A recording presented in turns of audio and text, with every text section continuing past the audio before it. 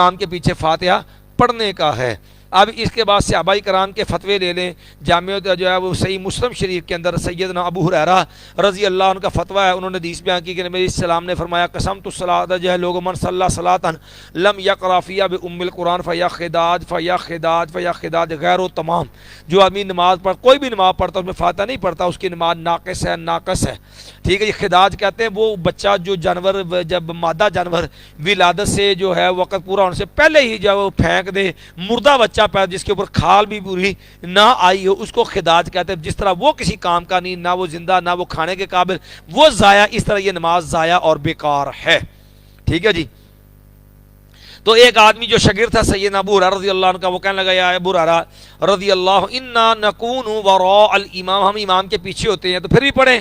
فرمایا اقرا بہا فی نفسک یا فارسی، سیدنا ابو ہریرہ کا فتویٰ موجود ہے۔ اب عبادہ بن صامت خود پڑھتے ہیں، پڑھنے کا حکم دیتے ہیں۔ سیدنا جو ابو ہریرہ کہتے ہیں یہی وجہ ہے کہ مولانا حسین احمد مدنی، ٹھیک ہے جی، جو ہے دارالعلوم دیوبند کے شیخ الحدیث گزرے ہیں، ان کے بھی ملائی تقریر ہے، تقریر ترمذی کے نام سے کتب خانہ مجیدیہ ملتان سے چھپی ہوئی ہے۔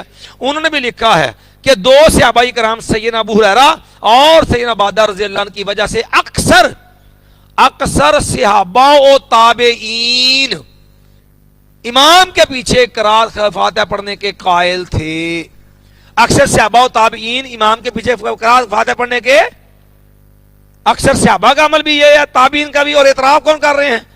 دیوبندی شیخ الحدیث مولانا حسین احمد مدنی ہے۔ اور یہی بات تالیفات رشیدیہ کے اندر مولانا شیخ گنگوئی نے بھی لکھی ہے، کہتے ہیں کہ فاتحہ کو اس قدر فضیلت حاصل ہے تو اگر جو ہے سقطات امام میں پڑھ لے میں تو جائز ہے، سقطات امام میں پڑھ لے میں تو جائز ہے۔ یہ سوال نمبر 510 اور 512 ہے۔ 510 پہ آپ کو یہ بات ملے گی تالیفات رشیدیہ کے اندر بھی، مولانا شیخ گنگوئی بھی کہتے ہیں کہ پڑھ لینی چاہیے۔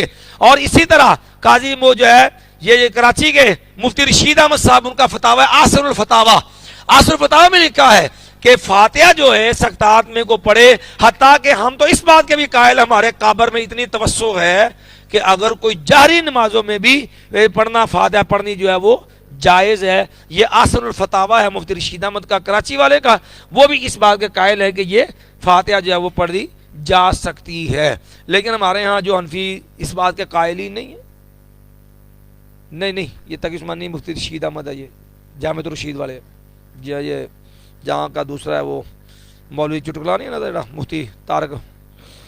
تو اب اس کے بعد عام طور پر جو مغالطے دیتے ہیں نا وہ دو دیتے ہیں، ٹائم چونکہ ہمارا نماز کا قریب ہو رہا ہے، دو مغالطے ہیں۔ ایک یہ آیت یاد رکھیے جہاں تک آیت کا تعلق ہے، اگر بات کریں علمی اصولی، حنفیوں کا نزدیک یہ آیت قابل عملی نہیں ہے، کیونکہ نور الانوار میں لکھا ہوا ہے، اصول فقہ حنفیہ کتاب ہے، کہ جب جو ہے دو آیتیں آپس میں مخالف آ جائیں، متعارض آ جائیں تو دونوں ساقط ہو جاتی ہیں۔ وَإِذَا تَعَارَضَتا تَسَاقَطَا تا، دونوں متعارض۔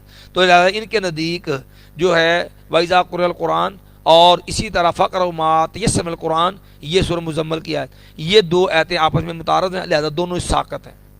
ملا جیون حنفی نے نور الانوار میں بھی یہ بات لکھی ہے۔ نمبر دو، جہاں تک آیت کا تعلق ہے وَإِذَا قُرِئَ الْقُرْآنُ کا، یہ آیت اس کا محل جو ہے وہ فاتحہ ہے ہی نہیں ہے، یہ تبلیغ اور دعوت و ارشاد کے موقع کی آیت ہے۔ یہ بات مولانا اشرف علی تھانوی صاحب نے بھی لکھی ہے اپنے ملفوظ کے الکلام الحسن۔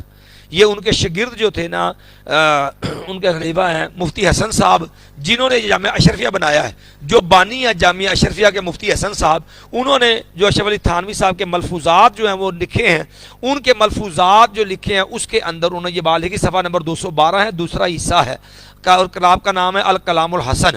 ٹھیک ہے جی، یہ ملفوظات تھانوی صاحب کے، اس کے مرتب ہیں مفتی حسن صاحب۔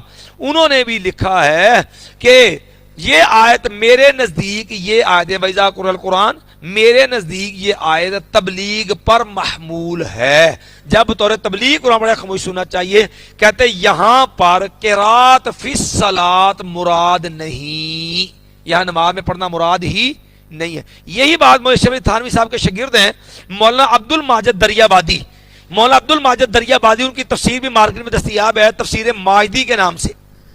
مولانا عبد الماجد دریابادی جو ہیں ان کی تفسیر بھی مارکیٹ میں دستیاب ہے تفسیر ماجدی کے نام سے، تفسیر ماجدی میں یہی آیت وَإِذَا قُرِئَ الْقُرْآنُ فَاسْتَمِعُوا لَهُ وَأَنصِتُوا، اس آیت کے تحت مولانا عبد الماجد دریابادی نے لکھا ہے کہ اصل میں یہ آیت کفار کے بارے میں نازل ہوئی کہ جب قرآن پڑھا جاتا تھا وہ شور مچاتے تھے اور پھر کہتے تھے لا تسمعوا لهذا القرآن وَالْغَوْا فِيهِ لَعَلَّكُمْ تَغْلِبُونَ، جب قرآن پڑھ جائے تو شور مچاؤ تاکہ تم غالب آ جاؤ، مسلمانوں کو سمجھ ہی نہ آئے کہ بیان کیا ہو رہا ہے۔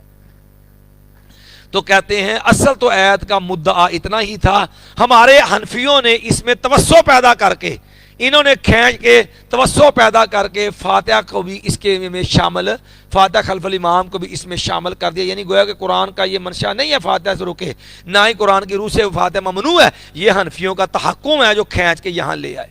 حالانکہ عملی طور پہ فاتحہ پڑھے تو کہتا ہے وَإِذَا قُرِئَ الْقُرْآنُ، اور جب اپنی باری آئے تو یہ کہتا ہے وَإِذَا قُرِئَ الْقُرْآنُ کی ڈٹ کے مخالفت کرتے ہیں سارے حنفی۔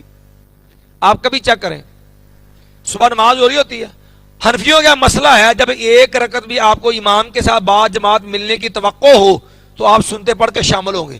نتیجہ کیا ہوتا ہے؟ حنفی مصلی پہ امام فجر کی نماز پڑھا رہا ہوتا ہے اور پیچھے آنے والا وہ پچھلی صفوں میں سنتے پڑھ رہا ہوتا ہے۔ کدھر گئی آیت وَإِذَا قُرِئَ الْقُرْآنُ فَاسْتَمِعُوا لَهُ وَأَنصِتُوا؟ صبح اردے مخالفت ہے،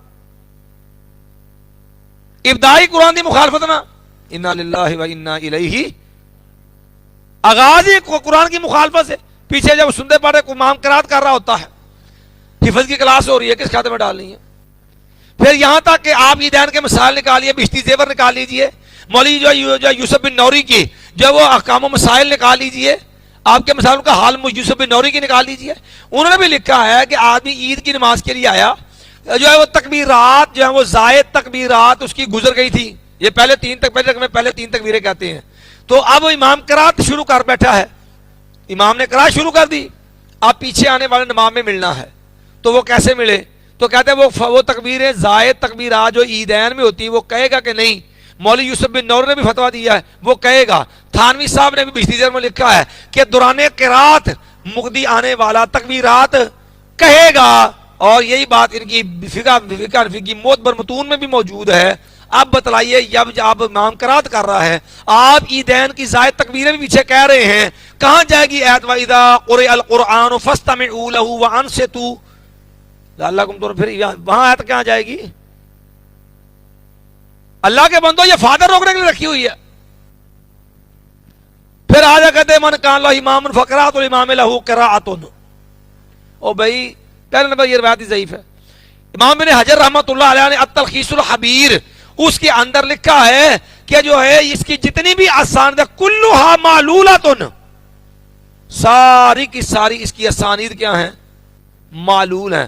مفتی تقی عثمانی صاحب نے لکھا ہے کہ ایک طرف یہ آیت ہے من کان لہ امام فقرات الامام، اور دوسری طرف جو ہے وہ حدیث، ایک طرف یہ حدیث ہے، دوسری حدیث ہے انما جو ہے لا صلاۃ لمن لم یقرأ، کہنے لگے کہ ایک معنی اس کا یہ ہو سکتا ہے کہ جو من کان لہ امام اس کو ہم محمول کر لیں فاتحہ سے زائد قرات پر، کہ فاتحہ امام مقدم سب نے پڑھنی ہے اور زائد جو ہے وہ نہیں پڑھنی، تو بھئی تطبیق ممکن ہے تو آپ ٹکراؤ کیوں پیدا کرتے ہیں؟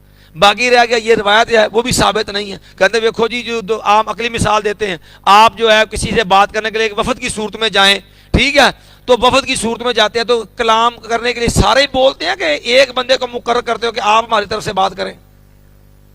کہتے ہیں ایک آدمی ہوں، تو کہتے ہیں پھر فاتحہ امام کو آپ نے مقرر کیا نا، تو بھئی جب وفد جاتا ہے تو وفد تو کہیں نہیں بولتا، اکیلا بولتا نا، تو امام صرف انہیں فاتحہ ہی آپ نے لینی ہے؟ امام جو ہے وہ ثنا پڑھتا ہے، آپ فاتحہ کے دوران ثنا پڑھنے کے بھی قائل ہیں، امام کی ثنا آپ کو کفایت نہیں کرتی، امام کی تسبیحات آپ کو کفایت نہیں کرتی، امام کی تکبیرات آپ کو کفایت نہیں کرتی، فاتحہ کو تو کفایت کر جائے گی۔ کیوں؟ قرآن کہتا ہے وَلَيْسَ لِلْإِنسَانِ إِلَّا مَا سَعَىٰ وَأَنَّ سَعْيَهُ سَوْفَ يُرَىٰ ثُمَّ يُجْزَاهُ الْجَزَاءَ الْأَوْفَىٰ، انسان کے کام وہی آئے گا جو اس نے محنت کی ہے۔ کیا انسان